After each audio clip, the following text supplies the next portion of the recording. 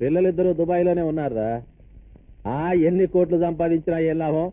వాళ్ళక్కడ నేను ఇక్కడ.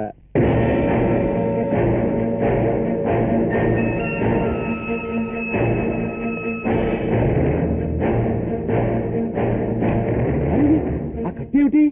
ఏం జరిగింది? మన అల్లీరి అంత ఓవర్ యాక్టింగ్ వద్దు భీమరాజు. ఆస్కర్ అవార్డు కోసం నిన్నెవరూ రికమెండ్ చేయడం లేదు. నువ్వు నన్ను డబుల్ క్రాస్ చేశావు. మా నాన్నని నువ్వు చంపేవో లేదో నని అనుమానం ఉండేది.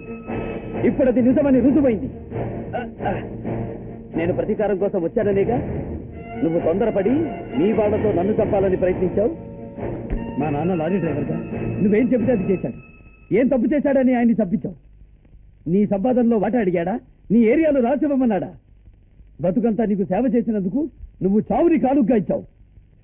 అందుకని నిన్ను ప్లీజ్ ప్లీజ్ నన్ను చంపొద్దు, నన్ను క్షమించు. ప్లీజ్ ప్లీజ్ ప్లీజ్ ప్లీజ్ కావాలంటే ఈ సిటీ మొత్తం నీకు రాసిచ్చేస్తాను. నన్ను చంపొద్దు, నిన్ను ప్రాణాలతో విడిచిపెడితే రోజు మా అమ్మ కళ్ళల్లో నీళ్లు చూడాల్సి ఉంటుంది. మా అమ్మ ముఖంలో వెలుగు చూడాలంటే నువ్వు బతకూడదు.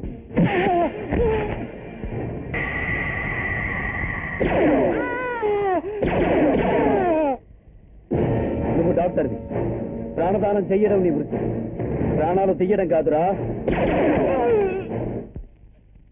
రాణాజీ, ఇన్నాళ్ళు ఈ భీమరాజు పులిరాజులా ఈ చీకటి సామ్రాజ్యాన్ని ఏలాడు.